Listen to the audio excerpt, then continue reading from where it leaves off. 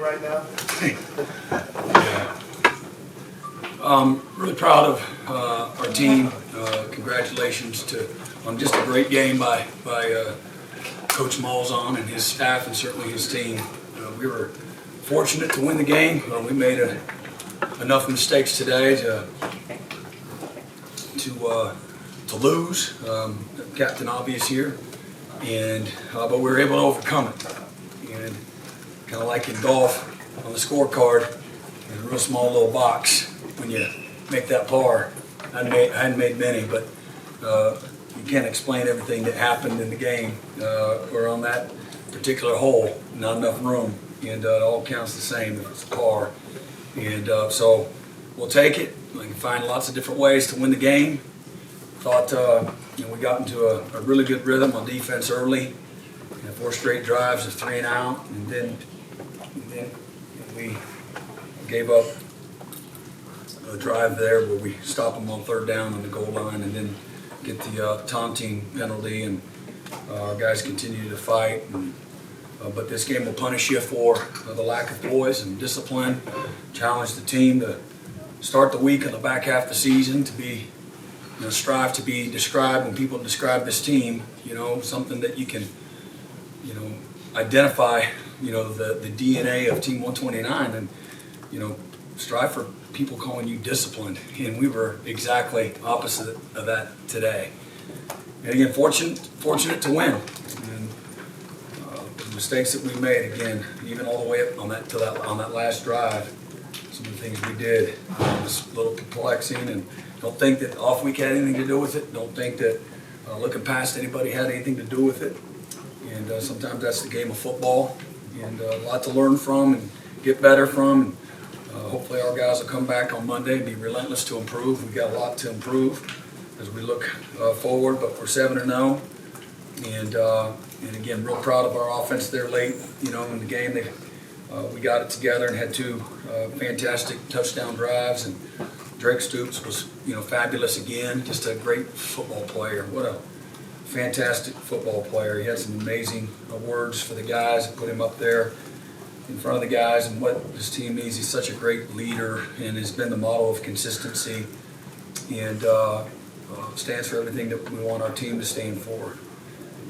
And Nick Anderson, another great day, over 100 yards and 2 more touchdowns for him. And Dylan, when we had to, again, leading us on those 2 touchdown drives. And Gavin and Marcus had some good tough runs there on both of those drives. So a lot to be thankful for. I'm thankful for victory.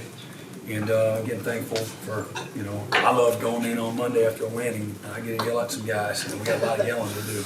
But and I say that with all due respect to our guys and what we got to do to improve and get better, because there's a lot of things. What was the key to getting the running game going? I think sustaining blocks and run through some trash. We got to run with a little more power, play behind our pads, and not let the first guy, get us down. That's if you think about last year, again, just good running backs, man. You got to run through. For the whole game, they can't just knock you down with an arm tackle. You got to run through some trash, make something out of nothing. Sometimes we got to sustain blocks in the first level better, and get a little complacent and don't finish sometimes, and it showed. I thought, again, UCF did some really good things on defense, but we've got to continue to work on the run game, and we got, again, it was a big part of both of those touchdown drives. So Brent, on the 2-point try, looks like you got stuffed it out. Did you expect that, or did you expect on that 2-point try? Our defensive call is actually stuffing. So he said stuffed it out. So guys did a good job of being prepared for that. Spent a lot of time in the red zone, knowing how good their offense was. And again, there's a lot, man. It was a frustrating game for us on defense because, again, UCF, did the things they needed to do to keep it close and make some plays. And the 17 points, though, I really felt in the first half that we gave up, we had a lot to do with it. And I think they rushed for 150 yards on 41 carries, and 40 of the carries they averaged 2.5 yards. And number 3 rushing team in college football. but we gave up the 54-yarder on that sprint draw, and we worked on that play a lot, and it didn't show. And they punched it through there on that play, did exactly what we can't do on it, and they made us pay for it. So, but they were prepared, the 2-point play. And, I'm disappointed in the touchdown play. That shouldn't have happened, but again, stuff we got to get better at. Did you get information or reference to rule the unsportsmanlike conduct as an 86-yard touchdown? They said they called it a touchdown. The guy said he missed it where it happened. They called it in the end zone. So, Where was Tawee Walker today? he was in-house suspension. So hopefully he'll be back next week. Hey Brent, I'm over here on some line. Kendall made the play on their 2-pointer, but I think there was more to it than that. In terms of you guys locking down and doing what you needed to do, at least on that play. Can you start taking me through what you wanted to do and what you saw happen? Yeah, I mean, we have a simulated pressure with bracket coverage and anticipating the pocket to move, and, play action stuff. So we watched a lot of 2-point plays that they had run over the last couple of years. And we certainly had a little bit of exposure to Coach Malzahn and their guys, and our guys were ready for it. They did a nice job of executing there in that moment. It looked like he was wanting to throw it. Is that what you saw too? Yeah. Yeah. So you had the end zone covered pretty well. Yeah. It's not like you didn't miss something. You just had it really covered well. Right. Okay. Thanks. Felt like that. Maybe the film will tell me something different. That happens every once in a while too. Right. Hey, Brett, you've had teams that have been in position to contend for, big prizes at the end of the year. I'm sure you've had teams that have maybe had close calls like today. What can Lots. today? Well, that's the message to the team, man. There's not a team I've been a part of, a championship team. Sometimes it's really, really good teams. Maybe you didn't win a championship, but you got to win different kinds of ways, and you start peeling it all the way back. And that's the game of football. And sometimes it looks really shiny at the end. The story reads really well at the end, but there's a story behind all that glory. The glory of winning a championship and holding a trophy up, and people that weren't an intimate part of it in the locker room sometimes forget all that, but it takes that too, to me, if in the perfect world, we'll continue to get better, we'll continue to learn, we'll continue to figure out different kinds of ways to win, and not peak too soon. Whatever that means. You don't go out of your way, fall down and not score intentionally. You don't not peak intentionally, but the experience is that you find your identity through the struggle and the disappointment and the tough moments of the season. That does that for you. And but plenty of games and plenty of championship teams that go through one of the or several of those, and that's not a lot of fun, in the middle of it, but there's lots of ways to do it, and certainly we're not looking ahead, but I just want to, make sure our guys, we've been trying to tell them, even before we started the season, that you can't play for the applause, and, that can't be what you look for from the fulfillment standpoint and from a fuel standpoint, because when you get in this arena, you're going to have plenty of moments where they're not clapping for you and cheering for you, and they're not impressed by you. And so don't go to that place. And again, young people, that's easier said than done. Even old people, some people that, they like to hear about themselves. And that's something that is counter to winning a championship. And so hopefully our guys will continue to be inside out and stay humble and stay hungry and driven and willing to put the work in. And so far so good when it comes to our leadership, the fight and the guts that our guys showed out there displayed today when we needed it the most. Brent, Mason Bowen comes out there on that third down play. Which one? The sack? The big sack. Yeah. What was the call there? What did you see, and just how big was that play? That was big. I mean, they're all big. You look in that game. I mean, they're all big, but that was a big one. Certainly, we got off the field there. It was zone blitz, and he's coming off the boundary side, and my guess is that they busted their protection, and we had a mugged up look, and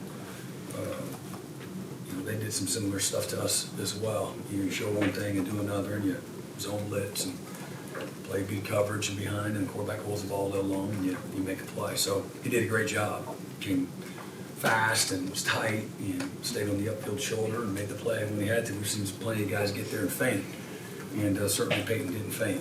Brent, Zach missed a couple more today. I mean, where's just your confidence level in him? I got great confidence in Zach, and had a rough patch, but man, I believe in him. I've seen him at practice over and over and over deliver. He came back, and after 2 misses, and made one, and we got to be more consistent there. And again, same thing. There's going to be more tight games, and I got confidence that he'll make them at the right time. So,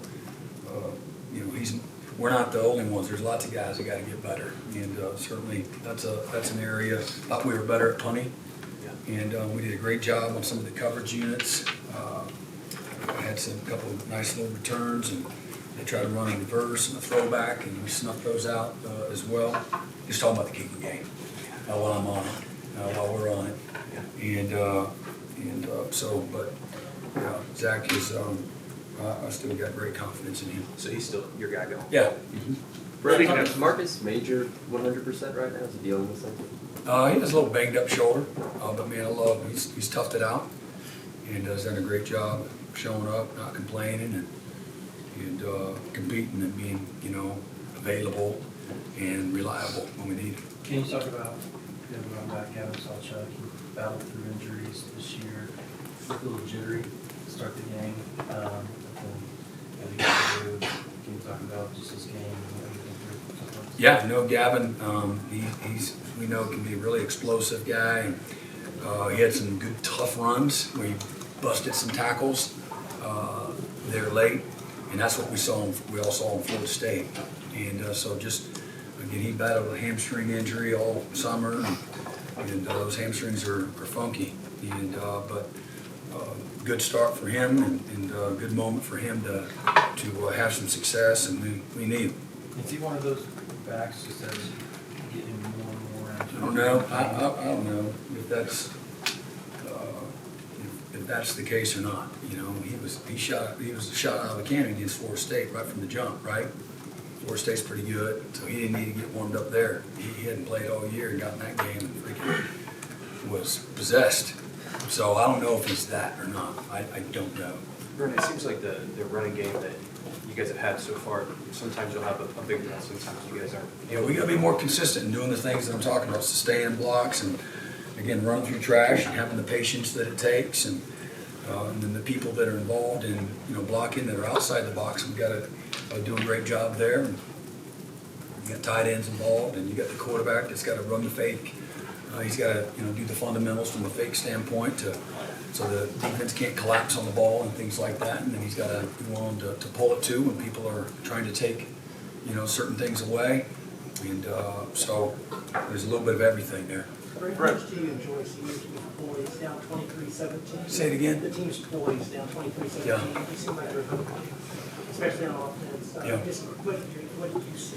Again, I just see a team that has belief and has some maturity, and again, we talk to them. Look, find a way to win. If you go in there and think things are going to be easy, or you go there and you try to play to a certain level of expectations, or to a point spread, to an opinion of others, you're going to be in for a rude awakening. Your butt ain't going to be ready to play and compete like you need to, whatever it takes. You play for 60 minutes or as long as it takes, period. And you better expect some opposition. You better expect it to be difficult and challenging, not the other way. And don't expect it to be easy. And so we try to nurture that mindset. And it's not an easy thing to nurture, but when you go through it, it develops some confidence, having gone through that. And we've gone through it a little bit, whether that's the Cincinnati game or certainly Texas and here today. And we've been nurturing that tough-mindedness that the game requires, the sport requires, to be good. And again, there's lots of different ways to win, so try to create confidence in those moments. And to me, you get that, a lot of that on the practice field. You know, that's our petri dish. That's your opportunity competitively. To me, that should be a competitive advantage. We shouldn't. There's not many games that we're going to show up and the people that we line up against are better top to bottom than what we see on the practice field. Both sides of the ball. You know, that's the vision. You know, whether or not we're exactly there or we're closer to being there, but that's the vision. And, you know, game day isn't going to be easier, but they're not going to be overwhelmed because of what they see on the practice field every day. Is this the kind of game you lose last year? I believe so. It's not an indictment on anyone or even on 128, but I don't think that we were equipped a year ago to find a way to win that game. Greg, what about your pass rush today? Because you talked before the game about their deception and sometimes. Yeah, it slows you down. And they got us a few times. And we had some boneheaded mistakes, golly, didn't we? And but their play action game, they do it off of our, you know, the run game or what looks like run, and they did a lot of 7-man protections, and I felt like our pressure was still pretty decent. We got to tighten up coverage when we get in some man-to-man situations. We got to be better there. Fell below those expectations a couple of times. But I thought our push and our pressure and our disruption up front was there for a good part of the day today. And then when we let the ball get outside of us a couple of times, it was because of that too. You know, when we were supposed to have edges to the defense, guys didn't execute calls. When we were supposed to box the football and stay outside, and a couple of times they ran a slow mesh, and we were in great position. We knock them backwards, and then guys start peeking and losing the discipline in those moments and getting anxious and getting out of gaps. And those backs, as we said, going into the game are exceptional. They're explosive. And they made us pay a few times, extend some drives, and put them in a really good position and flip the field a couple of times too. And we got to be better than that. But I thought overall, guys up front did some excellent things today. And again, there's some things that we have to improve and get better, especially on the edges. But I thought inside was really pretty dang good. They made I think we had 12 or 13 tackles for loss, and it wasn't. But man, it had all the makings of being a dominant performance, and on defense, and it wasn't. So we got punished for making some mistakes, and it doesn't take much to be on the right side of it though too. And I believe in those guys that were a part of some of the mistakes we made today, and putting our guys in a good position to be successful as well. Did you come into this game expecting them to run a lot of just eye candy, a lot of misdirection, a lot of... Were you there on Tuesday? The press conference on Tuesday? I'm trying to be a funny guy. But absolutely, they major in exactly all that stuff. They might do it more than anybody. Or we're getting ready to play KU, you're going to get the same stuff. And they challenge you. And that's part of their success, is manipulation and getting guys that have discipline, disciplined eyes, disciplined alignments, disciplined adjustments, and playing in many ways like a spread option offense. And then they got explosive playmakers and a quarterback that can make plays throwing the ball, which makes it a little more dangerous than one of those triple option teams that we know can push you to the limits. Brent, is your want to continue, as you said, working the run game, at some point in real time run up against what seemed to be your limitations? I mean, you stuck with it and stuck with it. It worked eventually, but you're behind in the late in the third quarter too. How do you sort of balance that? They were barely ahead, and they was doing it too on their side. So I don't know. It was one of those games. It was kind of seeing who'd make a mistake and being patient. And sometimes certain aspects of your game on both sides of the ball aren't quite there. So, but I think just continue to believe, and as the game wore on, to me our competitive depth showed up, if just a little bit, and where we looked to be semi-fresh, late in the game on a couple of those touchdown drives, we still had some juice to us, and I don't know if that's an issue, but they were stuffing us pretty good, and but late, you know, we really got it going, and we had a good balance to what we were doing. Does today lose the momentum from the Texas game 2 weeks ago, or? I'm not like laughing at you at all. I don't believe in that. I don't know. I don't live like that. And I believe every week is a season of its own, and every week's going to present different challenges. And you try to prepare for all of it. I don't. You're always a week away from humility in this game, and so I don't look at that. And you know, we're in here like this from the jump. And again, we well-managed failures, the number one reason for success. And we had a year of, if you will, failures. We're building a program in lots of different areas, and then poorly managed success is the number one reason for failure. And so some people will say, well, you didn't handle that success very good. That's fair game. That's, again, one way to look at it. I look at it as individual moments. Like the first 4 drives on defense, we were amazing. We handled the success great. But then we lost our mind and the poise in the moment, and we taunted somebody after a great stop, and we got punished for it. And that's how every game is like that. You honor and respect what it takes to win and be successful. And precision and details and doing, not talking. And so I think sometimes some of the momentum is outside the building and it's all talking, and there's an anointment that happens in sports, and sometimes it's premature. And it's still a game of earning and doing and executing and believing and fighting and outlasting and all those things. So I don't know. I don't really believe in that, but we better have some things figured out and get better. Because we're going on the road to play a really good Kansas team that's rested and incredibly, they're feeling pretty dang good about themselves right now. That team that we just barely escaped, I think they might have beat them by like 5 touchdowns or something, So,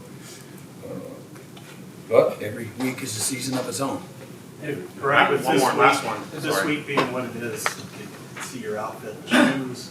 I want to ask you about Julie, how she's doing, and did this event take on any different meaning, maybe the ones you've been through in the past? Well, I mean, obviously when it hits home, it's personal. It's a very,